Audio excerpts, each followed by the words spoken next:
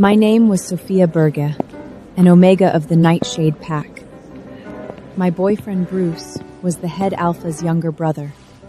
Our head alpha was Brian Morrison. He was cold, powerful, the most feared man in the pack. But the head alpha had never found his mate, so he chose a business alliance. Tomorrow was his engagement ceremony. Bruce told me that after the head alpha's engagement ceremony tomorrow, he would ask his father for permission for our marriage. But how could you do this to me? The two people I trusted most betrayed me at the same time. You never let me touch you. I have needs. Tomorrow is my 18th birthday. I wanted to give you everything after becoming your mate. You couldn't even wait one more day? It's over.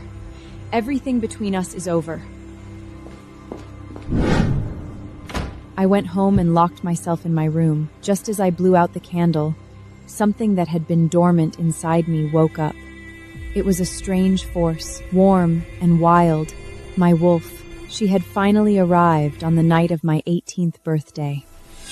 The next evening, the head alpha Brian's engagement ceremony began.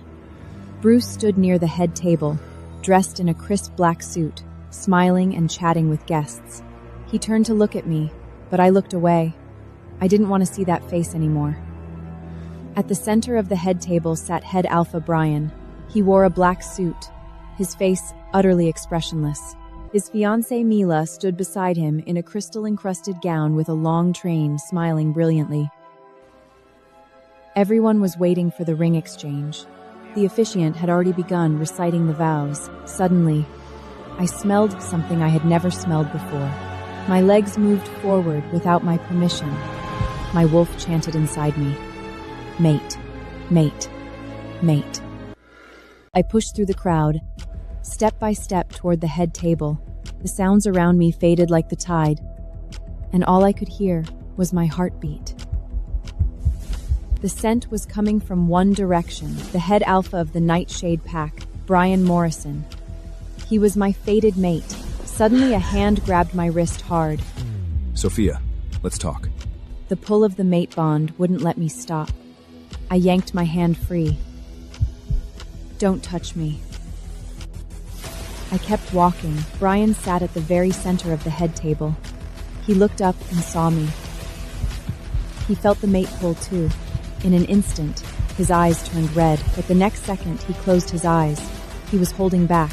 He was shoving his wolf, the one that had recognized its mate, back into its cage. When he opened his eyes again, the red had mostly faded.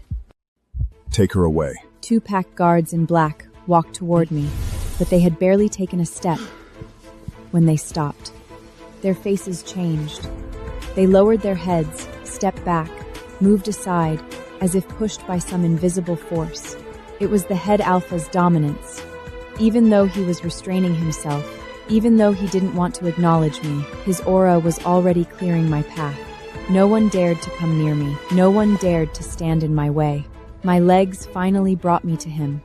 His gaze was sharp as a dagger. My knees trembled, and I fell to the floor in front of him. My eyes turned ocean blue, tears streaming down. I couldn't stop myself. In front of all the guests, I called out the word, "Mate!" The moment I called Brian mate, an enraged growl from the head alpha shook the entire hall. Lower-ranked pack members fell to their knees. They couldn't withstand the alpha's growl. Ladies and gentlemen, the engagement ceremony cannot proceed. The royal family will handle this. You may all leave now. The guests left in whispers. The head alpha's fiancée stood there, pale. Her parents hurried over and pulled her away. Bruce walked over quickly at that moment. Brian, I don't believe in this fated mate nonsense. Sophia's my girlfriend. She always has been. I stopped being that the moment I caught you cheating yesterday. Bruce tried to say more, but the head alpha cut him off. Everyone, leave. His words could not be disobeyed. I lowered my head, turned around and prepared to leave. Sophia, you stay. Everyone left. Only the head alpha and I remained in the hall. He walked towards me, each step landing on my heartbeat. Before I could step back, his hand was already around my throat. What did you call me in the hall? His fingers tightened. I couldn't breathe. Say it again. Mate. His eyes turned red. This time, he didn't close them to hold it back. You ruined my engagement. In front of my fiancé's parents. In front of all the guests. His fingers tightened again.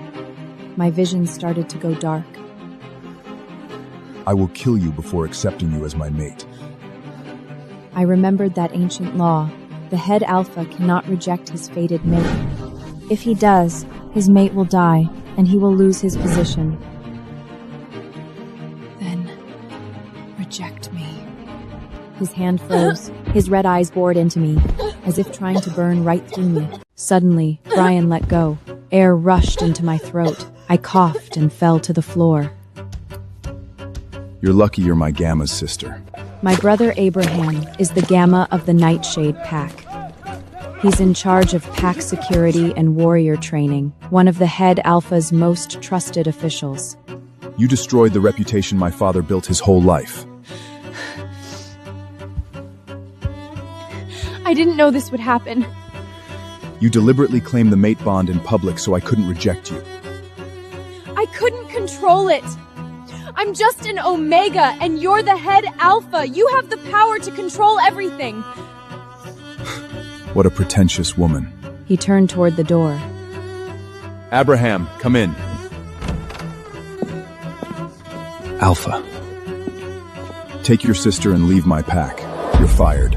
I turned and saw my brother's face go pale. That was the position he had worked 10 years for. Because of me, he lost it all. I didn't know how I walked out of that pack house. I only knew that my heart had shattered into 2 pieces. When we got home, my brother told our mother he had been fired. What? That was your dream. Her hands began to tremble. She tried to speak, but only a sob came out. Then, she clutched her chest and collapsed to the floor. Mom! We rushed her to the pack hospital. The lights in the corridor were blindingly white. She had a mild stroke. She already has a heart condition. She cannot endure any more stress. I had no idea my mother had heart problems. She never told us. This was all my fault. I turned around and wiped my tears. I had to fix this myself. After leaving the hospital, I took a cab back to the pack house. It was already late at night. The lights of the pack house were still on. Brian wasn't asleep yet. I need to see the Alpha. I'm Gamma Abraham's sister.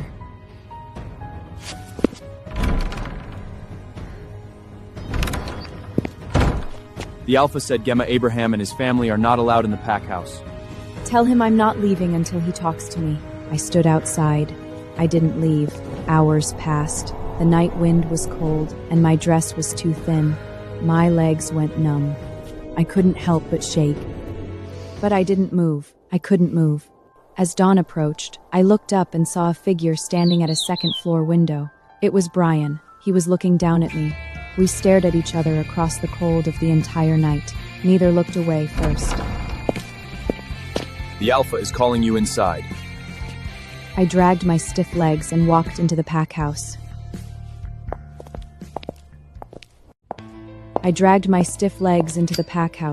Brian sat on a high seat, looking down at me coldly.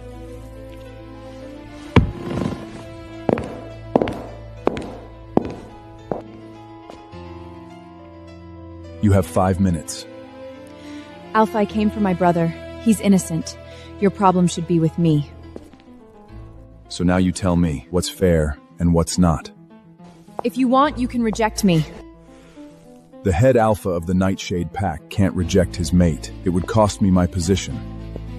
Then what can I do? You can be my mate. That's an honor you don't deserve, given who you are. I can't choose where I come from. I can apologize to anyone for my reckless at the engagement ceremony, but please don't fire my brother. Why would I do that? What do I get in return? You can make me do anything. I didn't know what he would ask, but I had no other choice. Since you can do anything, I'll take back the order.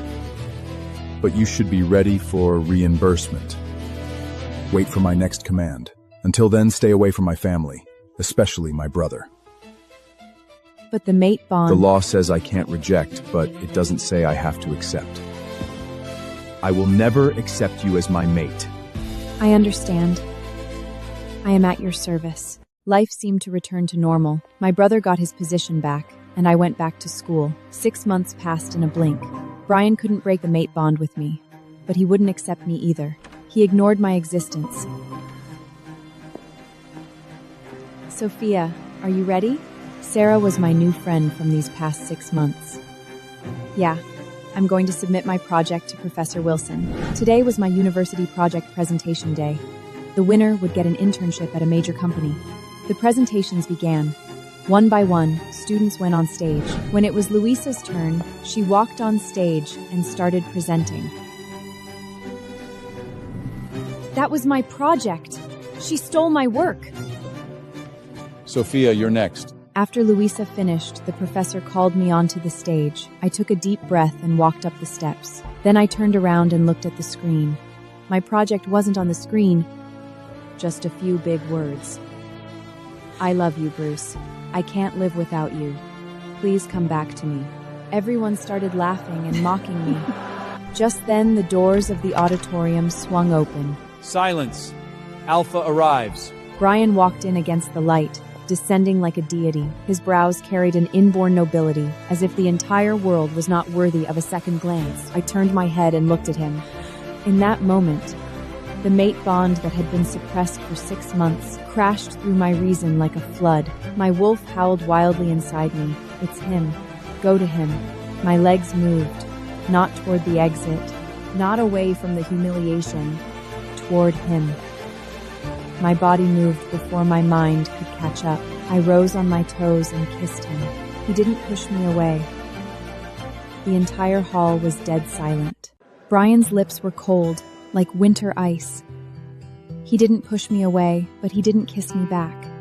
The entire hall fell into dead silence. Hundreds of eyes were fixed on us. After a long moment, he seemed to snap back to himself. He took a step back, and the look he gave me was full of restraint. You're ruining yourself. He turned and walked toward the exit. He didn't look back. I ran after Brian. The corridor was long. His figure moved fast, as if fleeing from something. Wait, I didn't mean to. It's the mate bond. I couldn't control. You couldn't control it? Do you know what everyone will think of you after that kiss? A woman who sleeps her way up. An omega who seduces the head alpha with her mouth. His voice wasn't loud, but every word cut like a knife. Know your place. You are nothing. He let go of me and walked toward the elevator without looking back. The elevator doors closed. The corridor was empty. Finally, my tears fell. When I returned to the auditorium, the presentations were already over. Luisa won. Everyone was congratulating her. I said nothing. I picked up my bag and left. I had just walked out of the school gate when a black sedan stopped in front of me. The window rolled down. Brian sat in the back seat, not looking at me. Get in. I hesitated, then opened the door. I didn't know if this man was going to help me or humiliate me further. I sat in the back seat and closed the door. The air pressure inside the car was suffocating. Brian didn't look at me once. The scenery outside the window scrolled backward frame by frame. After a long silence, he finally spoke. Luisa stole your project. I froze. He knew. But I won't fight for justice for you. The weak have to claim their own justice. I don't want to rely on anyone either. I will prove myself. Then prove it to me. The car stopped in front of my house. I opened the door and was about to get out. Come to the company for an interview tomorrow. My secretary needs an assistant. The window rolled up, and the car drove away. I stood at the door, not understanding why he had suddenly given me a chance. The next day, I went to Morrison Group. The receptionist showed me the way to the top floor. The interviewer wasn't the HR manager. It was Brian himself. He sat behind a massive desk, flipping through my resume, his tone contemptuous. Do you think you're qualified for any job here? Your skills aren't even good enough to serve coffee. You don't deserve to work in my company. I swallowed the humiliation and stood up. You asked me to come. I didn't beg for it. I turned to leave. Stop. Did I say you could leave? I didn't turn around. His hand reached past me and pressed against the door. I stopped at the door. I didn't turn around. I've changed my mind. You can stay, but start from the bottom. If you do poorly, you'll never find any job in Morrison Group again. I didn't know if this was an opportunity or a trap. I accept. The next day, I officially started. My direct supervisor was Brian's personal secretary, Lily. Welcome, Sophia. If you don't understand something, you can ask me. She was very polite on the surface, but in reality, she dumped all the grunt work on me. Copying, ordering meals, organizing files, running errands. I ran between school and the company every day, with almost no time to rest. Brian's attitude toward me remained cold. He never looked at me directly, only giving orders through Lily. Sometimes I worked late into the night. Through the glass wall, I could see him still working. The two of us were separated by a wall, like people from two different worlds. And so, I had a peaceful time at the company, until one day, we lost a major project.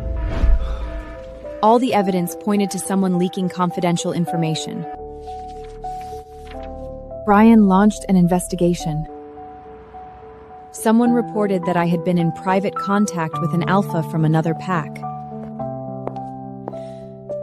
I was called into Brian's office. Explain this! I looked down at the photos. They showed me talking to that alpha downstairs. Just a few days ago, he had stopped me to ask for directions. I don't even know him. He was just asking for directions. Asking for directions? A head alpha came all the way to ask you for directions? I'm telling the truth. I didn't leak anything. What deal did you make with that alpha? How much money did he give you? I didn't. I really didn't. You're still lying! His face was full of rage, and he flung photos from the desk straight at my face. You're fired. Get out of my company. The sharp edge sliced across my left cheek, a tearing, searing pain. I looked at Brian in disappointment. He didn't believe me. Just like that day at the engagement ceremony, he didn't believe a single word I said. I ran out of the office with my hand over my face. Tears and blood streamed down my face together. I didn't know who had framed me, but I knew Brian would never believe me. I went home in a daze and locked myself in my room. I cried the entire night, until Sarah called.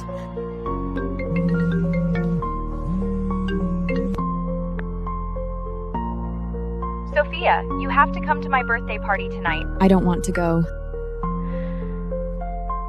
You need to relax. You can't keep going like this. I hung up the phone and looked in the mirror at my swollen eyes and the wound on my face. Maybe Sarah was right. I needed to get out of this room. At Sarah's birthday party, I drank alcohol for the first time.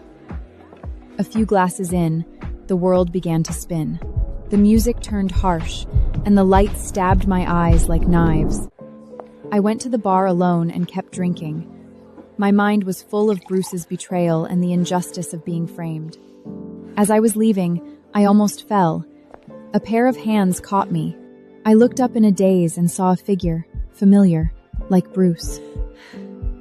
Bruce, why did you do this to me? I buried my face in his chest and grabbed his clothes. Look closer. Who am I?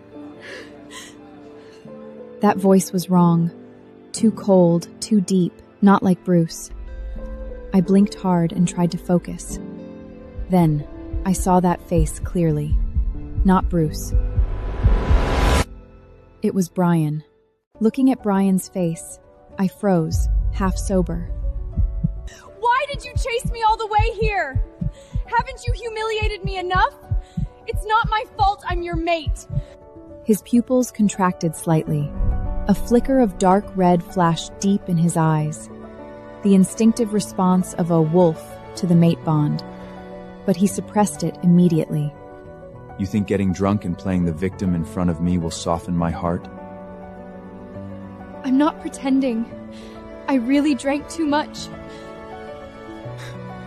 Stop pretending. You're acting. You've been acting from the very beginning. He shoved me away. I stumbled and hit the bar counter behind me, my elbow slamming into the edge, making me gasp in pain. He didn't look at me again. He turned and strode toward the exit, his back cold as a wall. I didn't know how I made it out of that bar. The night wind hit me, and my stomach churned violently. I staggered to the roadside, one hand bracing against the wall, the other covering my mouth. Footsteps came from behind. A pair of leather shoes appeared in my line of sight. You? Get in the car. No. I can go back on my own. That's an order from your alpha. I froze. An Omega cannot disobey an alpha's command. He opened the car door, and I got in. I had no strength to fight, no right to refuse. The car had barely been moving for 2 minutes when my stomach began to churn again. Stop! I'm going to be sick. Pull over. The car pulled over. I pushed the door open and rushed out, crouching by the roadside, and vomiting until my stomach was empty. The alcohol surged up from my stomach, and my consciousness slowly returned. I knelt by the roadside, trembling all over. After I vomited, my consciousness slowly returned. I knelt by the roadside, trembling all over, my mouth bitter and dry. A car door swung open behind me. A coat was draped over my shoulders. I slowly stood up and turned around. Brian was standing behind me. Alpha, I'm sorry. I was disrespectful. At least you know you were disrespectful. Not completely stupid. I want to go to Sarah's house. Drive. I got into the car, shrinking against the door, trying to stay as far from him as possible. The car drove for a while. The silence inside was suffocating. Suddenly, I felt a gaze land on my left cheek. There was a wound there, the one he had cut with a photo that day, still crusted with blood. It hasn't healed yet. A few seconds of silence. Then, he reached out and cupped my face. Alpha, you... He lowered his head, his lips gently pressing against the wound on my cheek. The warm tip of his tongue slowly traced over the scab. It was the way wolves healed their mate. After what felt like a long time, Brian let go of me. The wound is healed. I instinctively touched my left cheek. My fingertips met smooth skin. The wound was gone. I froze. Hurting you that day was my fault. My eyes widened. I couldn't believe my ears. He was apologizing? Brian Morrison apologizing to me? Just stating a fact. Don't overthink it. The car stopped in front of Sarah's house. I was helped inside in a daze. The next morning, the sunlight was so bright I could barely open my eyes. I sat up slowly, the hangover pounding in my head like a hammer. Then, last night's memories came flooding back. I had hugged him, leaned on him, called him Bruce, and yelled at him. I covered my face, letting out a low groan. I really wished everything that happened last night was a dream. I got out of bed and walked to the mirror. It wasn't a dream. The wound on my left cheek was completely healed, not even a scar remained. I touched my cheek, remembering the warmth of his lips against it last night. 3 days after I was fired, I heard that Brian was investigating the leak. He reviewed all the surveillance and financial records. Then, he discovered that Lily's bank account had received a huge transfer from an alpha of another pack. It was you. I admit it. I leaked the information and framed Sophia. You're fired. In my pack, never show your face again. He knew he had wronged me.